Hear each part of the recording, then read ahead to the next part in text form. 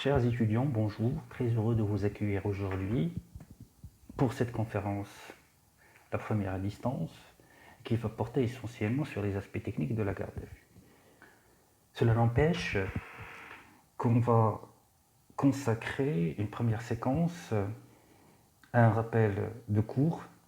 Donc, je vais commencer par vous expliquer c'est quoi la procédure pénale et aussi deux rapports de la procédure pénale et d'autres branches de droit. Je vais faire court l'aspect historique de la procédure pénale, les sources, et avant de passer à l'enquête policière, pour aussi vous expliquer rapidement cette enquête, l'enquête de flagrance essentiellement. Alors la procédure pénale est la matière qui décrit les interventions des autorités étatiques, police et juges, depuis la plainte, la dénonciation, la constatation d'une infraction, jusqu'à une éventuelle définitive. La procédure pénale réglemente ce qu'on appelle le procès pénal, élabore, présente l'ensemble des règles relatives à la découverte d'une infraction, du responsable de cette infraction, à sa poursuite et à son jugement. La procédure pénale, ce n'est pas uniquement l'audience, l'élément le plus symbolique, le plus visible du procès pénal, mais elle régit également tout ce qui se passe en amont, la phase policière, la phase de l'instruction préparatoire menée par un magistrat. Elle concerne aussi la phase de l'exécution de la peine qui a été judiciarisée car on a fait intervenir un juge, le juge d'application des peines, et qui va être juridictionnalisé par l'avant-projet du Code de procédure pénale car les prérogatives de ce magistrat et de ce juge vont connaître une extension.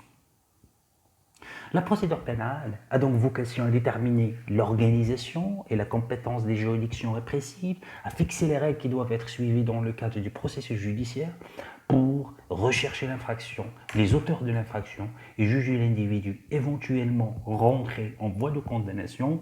Elle réglemente également l'autorité et les effets du jugement répressif ainsi que les voies de recours. On passe maintenant au rapport de la procédure pénale et d'autres branches de droit. Le rapport de la procédure pénale avec le droit pénal, la procédure pénale, c'est une particularité de la matière pénale, est indispensable au droit pénal, car sans procédure pénale, le droit pénal n'aurait aucun intérêt. Concernant la procédure civile, le droit civil s'applique seul, sans avoir besoin de faire appel aux règles de forme. Je donne un exemple. Un contrat de location, si les deux parties respectent le contrat, aucune des deux n'ira voir le juge. Or, pour la matière pénale, le droit pénal a impérativement besoin, pour exister et pour avoir un intérêt, de la procédure pénale et donc d'une mise en œuvre, ce qui signifie une intervention de l'appareil répressif et éventuellement d'une sanction par un juge. Je fais court pour vous parler de l'approche historique de la procédure pénale. On va faire une distinction entre trois systèmes. Il y a la procédure accusatoire, la procédure inquisitoire et la procédure mixte. La procédure accusatoire, c'est historiquement la plus ancienne. Elle a trouvé application dans les civilisations grecques et romaines. On la rencontre aujourd'hui, mais souvent dans des formes atténuées, notamment dans les pays anglo-saxons. Cette procédure est dite accusatoire parce qu'elle est déclenchée par une accusation. Le juge est un particulier accepté par les parties et pouvant être accusé. Le rôle principal dans le déclenchement, la conduite de l'instance et la recherche des preuves est réservé aux parties. Le procès pénal ressemble à un procès civil et à l'origine les infractions sont des délits privés. Cette procédure présente certains caractères. Elle a un caractère oral, public et contradictoire, et la preuve est régie par le principe de l'intime conviction du juge. La procédure inquisitoire trouve ses origines dans le droit romain.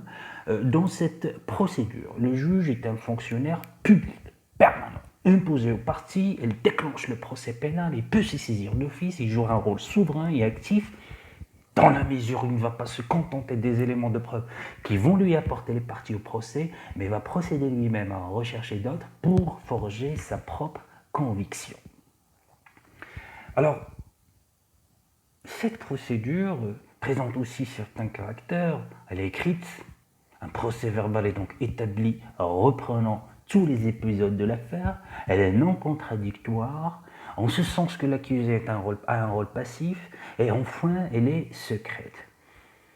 La procédure mixte combine les caractéristiques des procédures accusatoires et inquisitoires. Alors, durant la phase de l'instruction préparatoire, c'est le caractère inquisitoire qui domine, et durant le jugement, c'est le caractère accusatoire qui l'emporte. Maintenant, on va parler des sources. Alors, les sources, il faut faire une distinction. Je fais court, c'est les sources internes, les sources internationales, les sources internes. La Constitution de 2011, regardez, normalement, pas mal des articles portent et prévoient des dispositions intéressantes qui concernent essentiellement à protéger les libertés et les droits individuels.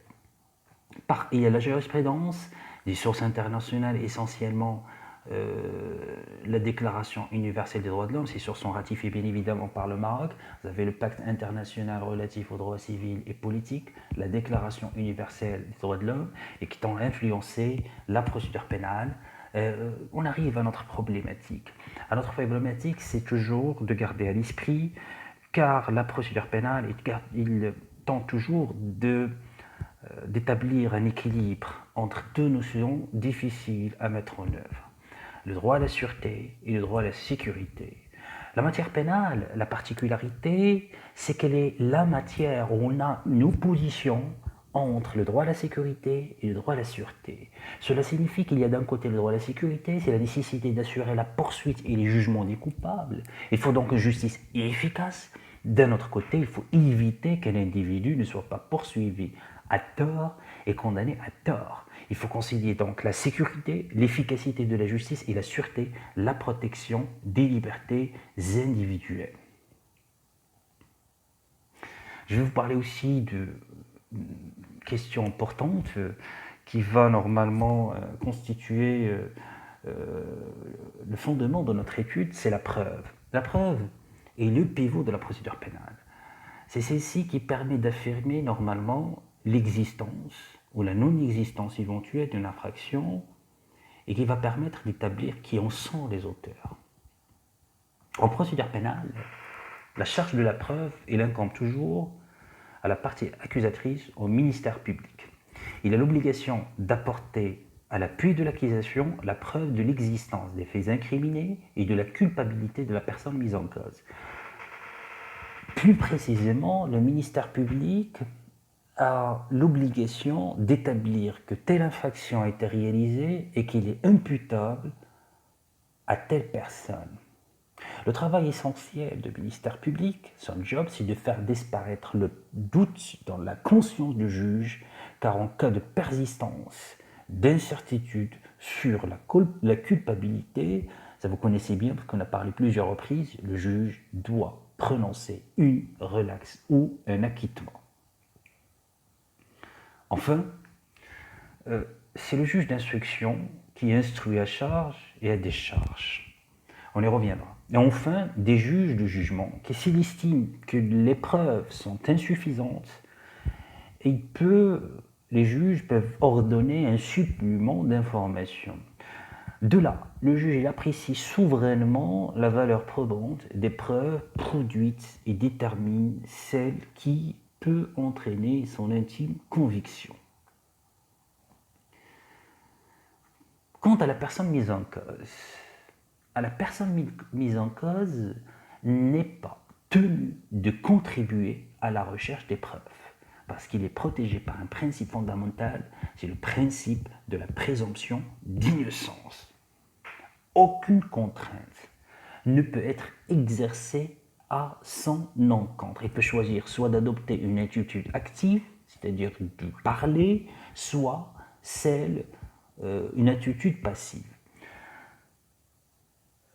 Ce droit au silence, on y reviendra aussi, il est consacré notamment par l'article 14 du Pacte international relatif aux droits civils et politiques.